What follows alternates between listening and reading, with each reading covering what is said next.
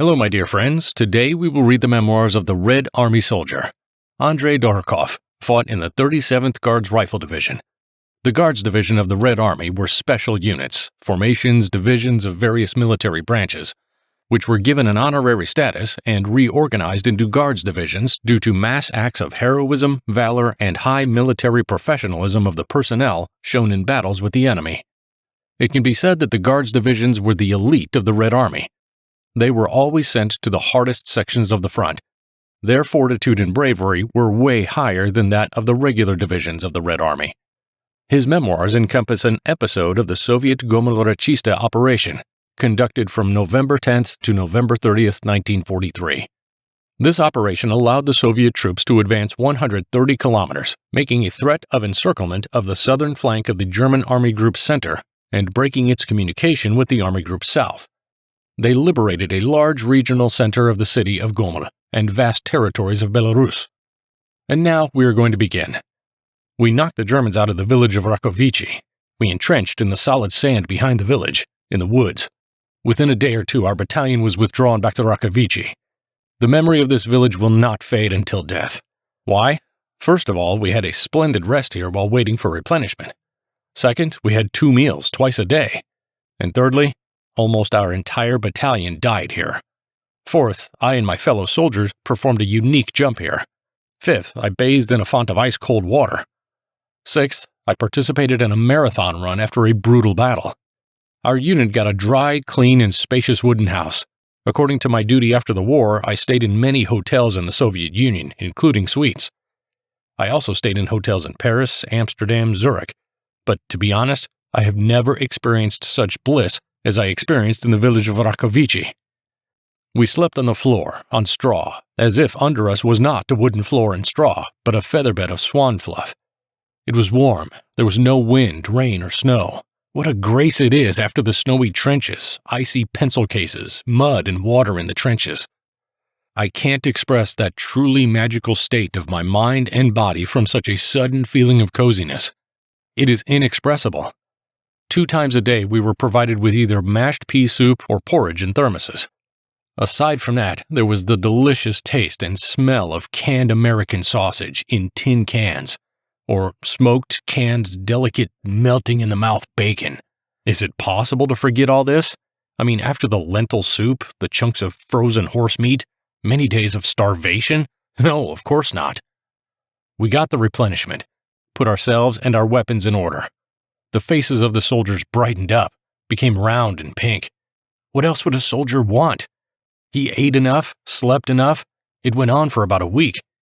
But as they say, all good things come to an end soon. One morning our sleep was interrupted by the Germans. They crushed the barrier we had set up and attacked us when we were sleeping. It was no time for our mortars. The company commander ordered, "To the trenches!" We were forced to beat back one German attack after another.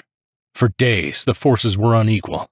Understanding that we had nothing but firearms, the Germans used tanks. They decided to check if it was a trick of our party. We conducted fire with rifle guns, keeping the machine gunners away from us. Our 2 45mm guns were located on both sides of the road leading from the forest to the village. We had camouflaged them under small pine trees. When the German tanks came closer, the cannons opened fire.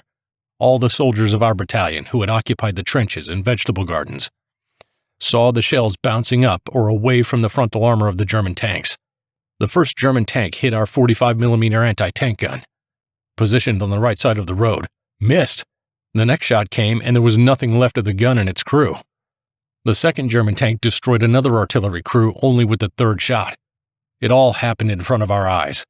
Their 3 tanks came out of the forest, conducting machine gun fire on our trenches. The German ranks appeared. They were moving at full height, shooting randomly, trying to overwhelm us with their barrage fire. We fired back. The Germans lay down, but those lying in the open, snow-covered field are a good target, and the Germans hurriedly began to retreat into the woods. In this way, repelling one after another German attacks, we succeeded in holding our positions. The first day is over. It became dark. The sky is covered with heavy clouds. It's quiet. The snow began to fall. Slowly, as if rocking on the waves, the large snowflakes fell to the ground. There was no breeze. The scene was breathtaking. They brought thermoses with dinner. Each of us got half a pot of mashed pea soup. The soup, as they say, could not be stirred with a spoon. Half with sausage, the same American.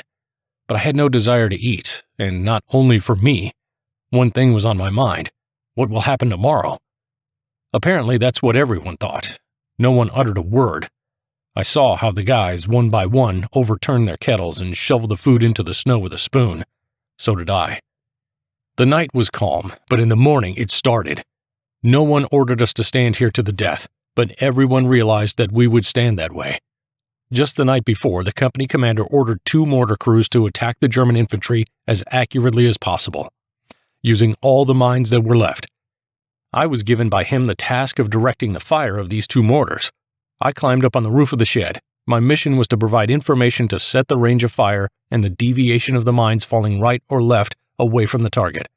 The commander himself went with the other soldiers of the company into trenches. This time, in front of the tanks on the edge of the woods, German infantry appeared.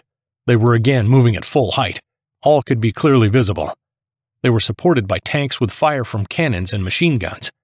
Our first shot was a small overflight. Then we fired another one, straight on target. Then our mortars opened a rapid fire. The Germans halted, letting the tanks ahead. It was a German mine that hit the shed, and I was knocked off its roof. I fell backwards onto the snow we had trampled in the yard. Everything went blurry in my eyes. I couldn't see or hear anything. I felt deafness and pain in the back of my head, and that was it. But to this day, I'm still wondering how I never got a single scratch. Humans in such a situation often act on automatic. I tightly clutched my automatic rifle and rushed to the guys in the trench, where the company commander and the soldiers were repelling the advancing Germans. Finally, they realized that we had no artillery and anti-tank weapons. Yes, we had not a lot more than that. There were no anti-tank grenades and no Molotov cocktails. The supply units didn't have time to deliver any. However, there were more than enough grenades and bullets for PPSH-41. The Germans got bolder. They sent in the tanks. They started to move along our trenches. Because of fear, the hair on our heads raised a soldier's hat, an ushanka. We saw everything, but we couldn't help it. We were lying in the trench, waiting for our fate, as if doomed. But no one, almost no one faltered. As they say, there's a black sheep in every flock. The second number of hand machine gun crew of the neighboring company of our battalion raised his hands and went to surrender. But miracles happen. Such a miracle was a panting liaison with an order to withdraw, that is, to retreat. If only there was an order, and a soldier, especially in such a situation, will not only perform, but also overperform the mission. We rushed back into the yard. The soldier, Abramenko, appeared next to me. Together we rushed through the yards, from one house to another. Suddenly a wall appeared in front of us. No, it wasn't the wall of China, it was ours. Russian one, but not quite ordinary. We usually have what we have, bent poles, somehow nailed planks, different in height and width and sticks. But here we see a fence of 2 meters.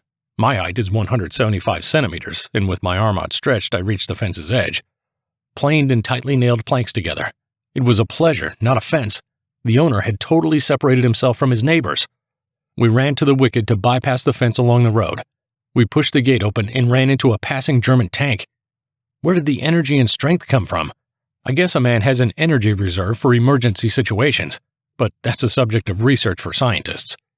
Back in the past, I was going to write of the famous athlete Valery Brumel that he wasn't the first in the world to set a world record in high jumping, overcoming a height of 2 meters, but that it was Abramenko and me, but I had no proof. There was no jury to record such an achievement, overcoming the bar with a height of 2 meters, and how? But the fact is the fact, we did it. Try not to overcome this bar when a German tank, as it is called, is propping you up under your butt. To this day, I still can't figure it out.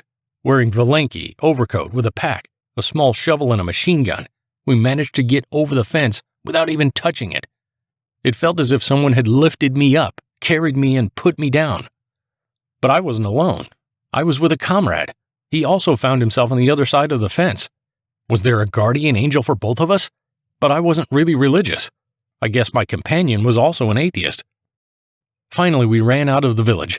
The German tanks moved along the road, and Abramenko and I, running like hares, ran along the green grass carpet. This carpet, like the belly of a giant being, vibrated under our feet. This carpet was a swamp. The German was showering us with fire from a large caliber tank machine gun.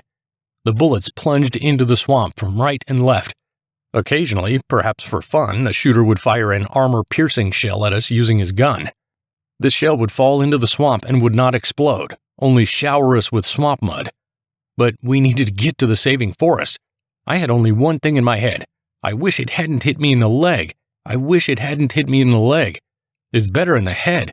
Better in the head. Suddenly, I heard Ebermenko screaming. Looking around without stopping, I saw blood on his left arm. An enemy bullet had cut his fingers off obliquely, from little finger to index finger. Running, I shouted to him, "Bullshit! I'll bandage it up in the woods!"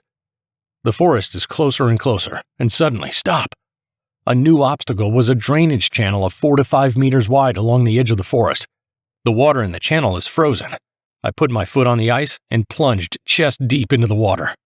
Finally, we were in the forest. We took off our valanki, emptied them of mud and sludge, wrung out the foot wraps. I bandaged the Ebermenko's wounds. We put on our valanki. We continued to run. Sometimes we stopped not only to take 1 or 2 breaths, but also to hear the rumble of moving German tanks. We could determine whether they were coming from the side or from behind. This way we ran all night, until dawn. It was about 60 kilometers. By morning, we couldn't look at each other. Our faces had the color of slightly darkened quinine powder. I used to take it in childhood, when I was seriously ill with a severe fever. Why we became so yellow then, it is unclear. Only physicians can tell. In the morning, we heard the roar of our tanks approaching from the rear. It was the tanks of the Don Tank Corps that were on their way back to eliminate the German breakthrough. They not only stopped, but also pushed the Germans back. We went on the offensive again. There were 20 or 30 of us who remained of the battalion. We were given some presents from the rear. I was given an embroidered pouch with tobacco and a letter from a young woman unknown to me. She wished me to fight the Germans and return home alive. Sadly, I didn't remember her name or surname. Battle.The, commander of the 65th Army, wrote in his book about the battles in the village of Ravkovich, the 37th Guards Division and the 46th Artillery Brigade faced the enemy valiantly. But they could not withstand the assault and began to withdraw with hard fights. The enemy moved on the first day rapidly. The 37th Division was partially surrounded. I don't know where the other artillery guns of the brigade were. We were only supported by 2 crews of 45mm guns, the destruction of which I've described above.